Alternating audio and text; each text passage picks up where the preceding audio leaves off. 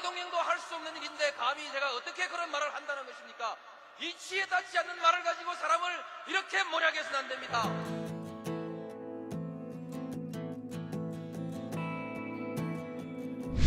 기나긴 밤이었거든 압제의 밤이었거든 사랑이 한 몸 썩어져 이 붉은 사나에 사랑 해방의 횃불 아래 벌거숭이 사나에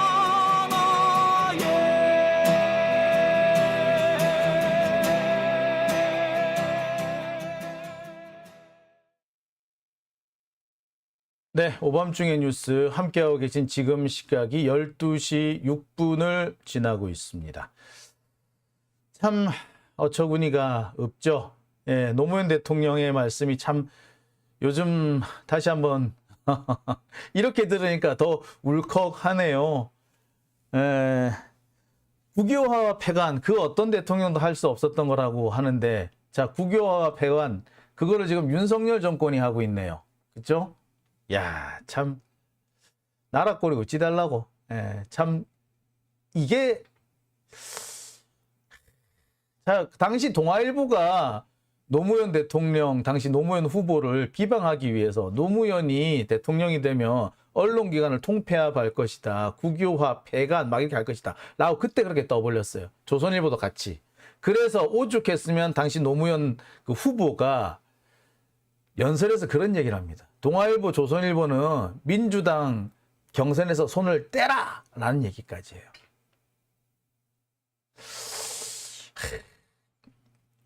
지금 갑자기 드는 생각이, 저것들은 그냥 폐간시켰어야 되나? 라는 생각도 듭니다.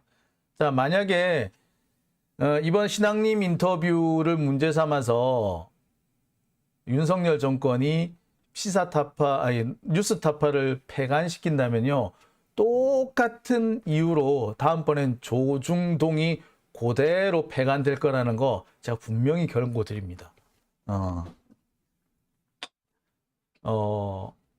아마 조중동은 더한 범죄라고 할 수 있을 거예요.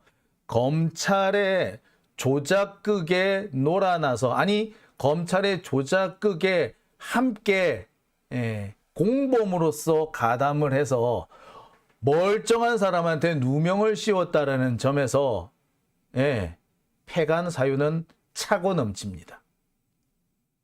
그대로 돌아갈 거라는 거 제가 분명히 경고합니다.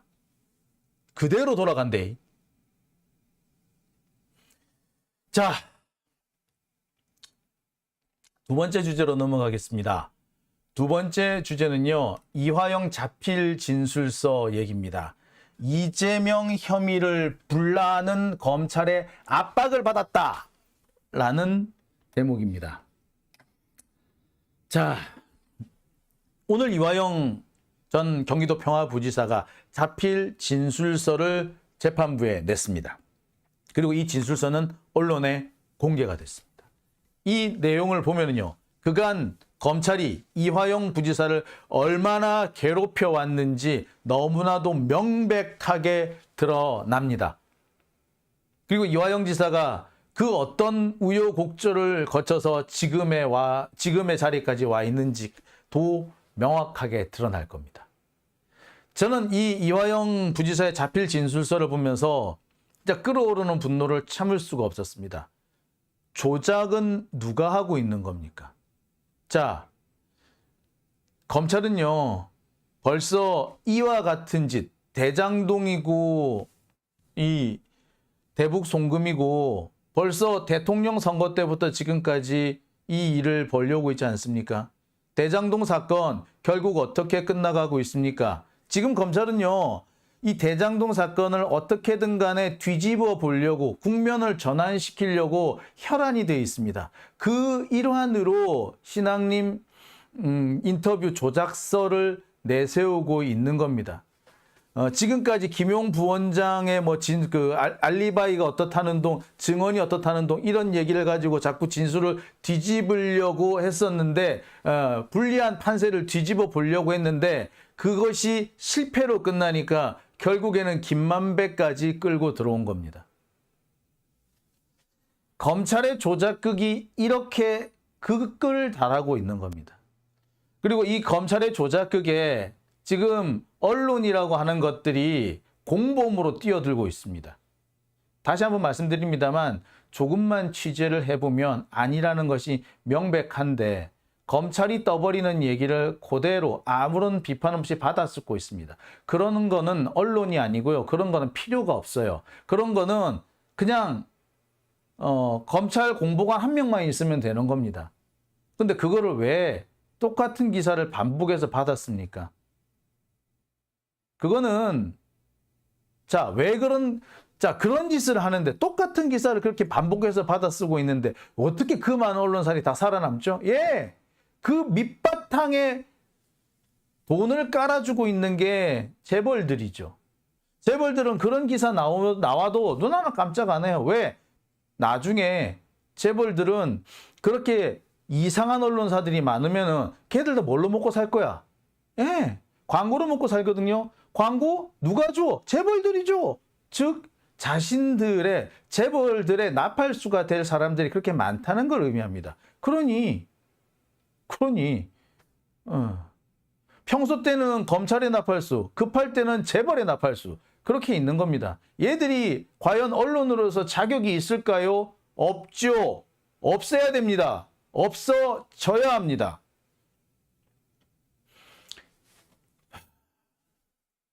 사람은 결국엔 다 비슷한데요. 솔직히 말해서 누구로부터 돈이 나오느냐, 누구로부터 나오는 돈이 그 언론을 운영하게 만드느냐, 누구 돈으로 언론사가 운영되느냐, 이게 결국에는 진실을 말할 것이냐, 조작된 것을 말할 것이냐를 좌우합니다. 시민들로부터 나오는 그런 후원금을 가지고 움직이는 언론사는요, 시민을 생각합니다. 재벌들로부터 나오는 광고에 의존하는 언론사는요, 재벌의 눈치를 봅니다. 국가의 돈을 쳐다보는 언론사는 국가의 눈치를 봅니다. 물론 예외가 있죠. 민주정부가 들었을 땐 눈치 안 보더라. 못된 새끼들. 그 연합뉴스 하는 꼴하지 마. 그렇게 민주당 정권에 대해서는 그렇게 욕을 해 대더니, 자, 지금 연합뉴스 구독료 정부에서 확 예산을 깎아버리는데 찍소리도 못하잖아. TBS 찍소리도 못하잖아요. 탄압하는 자, 권력을 휘두르는 자에게 맞서라고 있는 게 언론인데, 권력을 휘두르는 자, 칼을 휘두르는 자한테 쩔쩔매고 굽실거리는 자가 그게 어떻게 언론입니까? 그거는 창녀예요, 창녀. 오죽했으면 언창이라는 말이 나오겠습니까? 자, 오늘 이화영 부지사의 자필 진술서가 공개됐습니다. 참, 이 자필 진술서를 보면요, 참 많은 얘기들이 있습니다. 지난 8개월 동안 숱하게 이화영 부지사를 검찰은 괴롭혀왔습니다. 지난 8개월 동안 집요하게 검찰로부터 압박을 받았고 마치 이재명 수사의 참고인처럼 조사를 받았다. 원하는 답이 나오지 않으니까 별건으로 구속하겠다. 심지어 가족들을 입건하겠다는 식으로 위협했다. 이런 내용들을 담고 있습니다. 개인적으로 참 괴로웠을 거예요. 8개월, 지금 이화영 지사가 다음 달이면 만 1년의 구속기간을 채우게 됩니다. 1심 판결도 나지 않았는데 1년 동안 감옥에 갇혀 있는다? 그거 정말 못할 짓입니다. 김만배는 1년 6개월을 갇혀 있었고요. 자, 이화영 지사는 지금 1년 가까이 붙잡혀 있습니다. 그런데 추가로 더 구속하겠다. 심지어 가족들도 입건시키겠다. 조국 장관의 사례를 너한테도 그대로 적용시켜 주겠다. 네 가족들 다 싸그리 보내버리겠다. 이런 협박을 하는 겁니다. 네가 다 짊어지고 가면 네 가족은 살려줄게. 이런 협박을 한 거죠. 이게 검사입니까? 이게 검찰이에요? 이건 깡패예요. 이게 깡패예요. 자, 자필 진술서 내용을 하나씩 보겠습니다. 저 이화영이 이재명 대표와 관련하여 검찰에서 진술한 검찰신문 조사는 임의성이 없는 상태에서 진술한 것으로 사실이 아닙니다. 거듭 밝히거니와 이화영과 경기도는 쌍방울 김성태 등에게 스마트팜 비용뿐만 아니라 이재명 지사의 방북 비용을 요청한 적이 결코 없습니다. 이게 이화영 지사의 오늘 자필 진술서 내용입니다. 핵심 부분이죠. 다시 한번 보겠습니다. 저 이화영이 이재명 대표와 관련하여 검찰에서 진술한 검찰신문 조서는 임의성이 없는 상태에서 진술한 것으로 사실이 아닙니다. 거듭 밝히거니와 이화영과 경기도는 쌍방울의 김성태 등에게 스마트팜 비용뿐만 아니라 이재명 지사의 방북 비용을 요청한 적이 결코 없습니다. 라고 분명하게 얘기를 합니다. 참 이화영 지사의 이런 입장은요, 사실 여러 차례 알려진 바가 있습니다. 이화영 지사가 그 자필 진술서를 한 3번 정도 공개를 하죠. 옥중 편지 형태로. 자, 거기에서 김성태의 진술은 거짓이다. 김성태가 툭하고 어쩌고 저쩌고 하고 있는데 그거 하나도 쓸데없는 얘기다. 우리는 방북 비용, 스마트팜 비용 대납 요청한 적 없고, 그거에 만약에 김성태가 북한에 돈을 보냈다면 김성태 지가 북한하고 사업하려고 준 돈이지 경기도하고는 아무 상관없다. 그 얘기를 누차 밝혔습니다. 지난 1년에 걸쳐서 계속 그 입장을 굽히지 않으니까 검찰이 이화영 지사 가족들을 그리고 주변 지인들을 대상으로 압박 작전에 들어간 거죠. 그리고 주변 지인들이 감옥에 가는 경우, 압수수색을 당하는 경우, 가족들이 이런저런 이유로 입건을 당하고 심지어 딸의 결혼 비용까지 털리고, 결혼 비용 이 부분은 사실 송영길 대표도 지금 상당히 지금 짜증이 나는 모양이더라고요. 자녀와 관련해 가지고 계속 이런 논란거리가, 그러니까 자녀들이 쓰는 돈까지 다 그 돈이 어디서 나왔느냐라고 다 뒤진대잖아. 진짜. 자, 이어서 계속 보겠습니다. 따라서 이화영은 당시 이재명 지사에게 어떠한 보고도 한 적이 없으며 김성태와 전화 연결을 해준 사실도 없습니다. 이화영은 김성태의 체포 이후 같은 사안에 대해서 8개월 이상 검찰로부터 집요한 수사를 받았으며 이 과정에서 이재명 대표의 혐의를 인정하라는 집요한 압박을 받았습니다. 마치 이재명 피의자의 참고인 신분과 같은 수사를 받았습니다. 이화영은 검찰로부터 별건 수사를 통한 추가 구속 기소, 지속 압박을 받으면서 이재명 지사가 관련된 것처럼 일부 허위 진술도 하였습니다. 자, 검찰의 압박으로 허위 진술을 했다. 아들을 비롯한 가족들이 입건된 상태에서 가족들의 모든 사용된 돈, 이런 자금 출처까지 다 조사를 받는 상황에서, 그리고 자기 주변의 사람들이 계속해서 구속당하고 압수수색 당하는 이런 것을 보면서 얼마나 억울했을까요? 위협을 느꼈을 겁니다. 그래서 어쩔 수 없이 어쩌다 보니 잘못된 진술, 거짓 진술을 했다. 임의성이 없는 상태에서 진술했다란 말이 사실 그 말이에요. 구속의 부당한 장기화와 검찰의 협박, 위협, 압박 때문에 거짓 진술을 했다라는 얘기를 한 겁니다.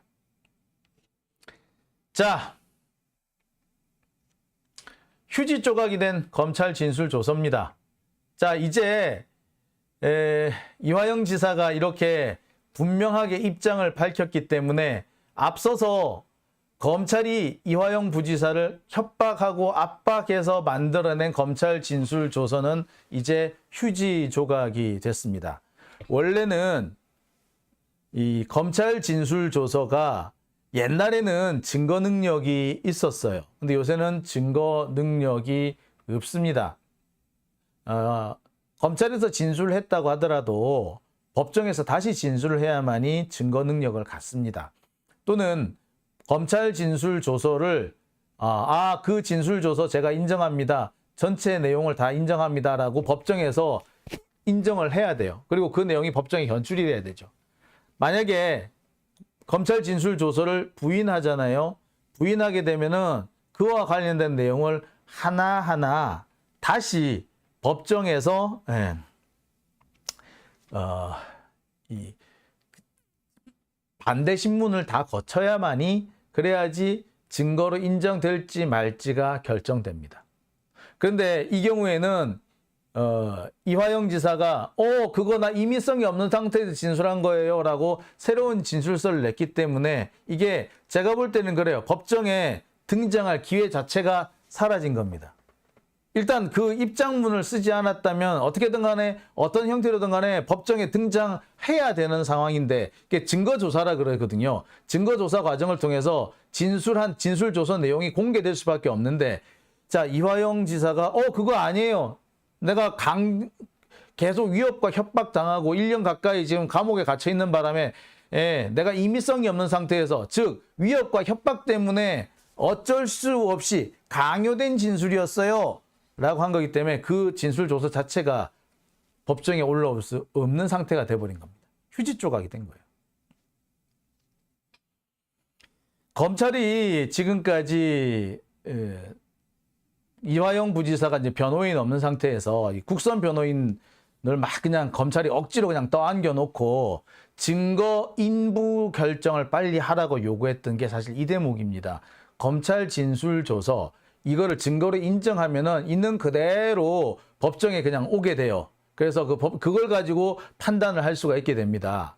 그리고 검찰은 그걸 공개했겠죠. 그런데 만약에 증거를 부인한다. 그 증거 능력 없습니다라고 하게 되면은 자, 그 내용을 가지고 법정에서 증인 신문 혹은 피고인 신문을 하게 돼요. 그래서 이 검찰 진술 조서를 증거로 채택할지 말지를 그때 따로 결정을 합니다. 증거를 인정하든 부인하든 어떻게든 간에 이 검찰 진술 조서가 공개될 수밖에 없는 상황이었던 거예요. 그런데 야, 그거 임의성이 없던 거야. 안 돼. 라고 했기 때문에 제가 볼 때는 그래요. 정상적이라면 이게 법정에 나오지도 말아야 됩니다. 사실은. 강요와 협박에 의해서 된 거라면요. 그거 증거 능력 자체를 인정 못하는 건 둘째치고 법정에 등장하지도 말아야 돼요. 다만 그때 한 질문, 검찰 진술 조서, 검찰이 조사할 때 한 질문을 법정에서 다시 할 수는 있어요. 그렇지만 일단 그 증거 조서 내용은 법정에 올라올 수 없는 겁니다. 그런데 검찰이 자꾸 증거 인부 결정을 하라고 재촉했던 이유가 여기 있는 거죠. 이화영이 검찰 진술 조서 임의성 없는 거예요. 그거 나 강요해서 한 거예요. 라고 말하지 않고 증거를 인정하거나 부인하거나 둘 중 어느 거를 하더라도 검찰로서는 그 내용을 공개할 수가 있었거든. 근데 이제는 공개를 못하는 상황이 된 거죠. 그래서 휴지 조각이 돼버린 겁니다. 검찰은 물론 이걸 다시 어떻게든 간에 증거로 채택시키게 하려고 별의별 짓을 또 할 겁니다. 계속 시도를 할 거예요. 하지만 일단 지금 검찰의 의도는 한번 실패로 돌아갔다라고 볼 수 있는 겁니다. 참 안타까운 거는요. 검찰은 한번 실패로 끝났다고 해가지고 그걸로 멈추는 게 아니라 될 때까지 계속 시도를 합니다. 자, 김만배 한번 보세요. 지금 윤석열 커피 어쩌고저쩌고 나온 얘기가 벌써 얼마 전부터 나왔습니까? 벌써 한 1년 넘게 나온 얘기잖아요. 그런데 지금까지 입도 뻥끗 안 하고 있다가 갑자기 김만배 석방될 때가 되니까 갑자기 이거 조작이다라고 하고 들고 나오지 않습니까? 검찰이라는 놈들이 이런 거예요.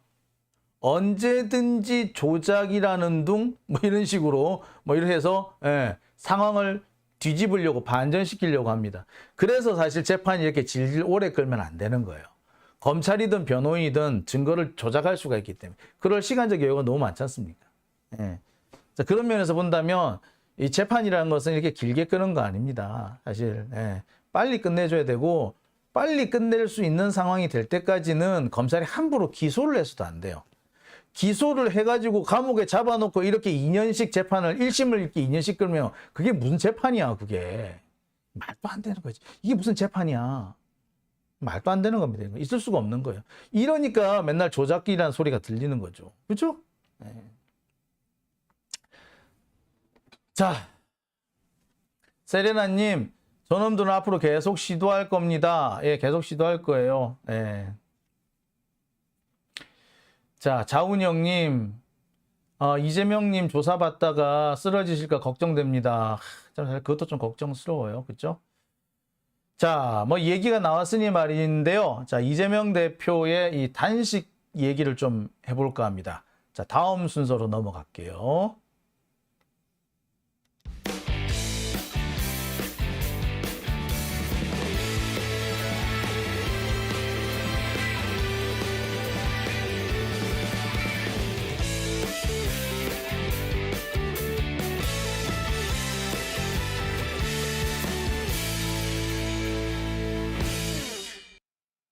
네, 오밤중의 뉴스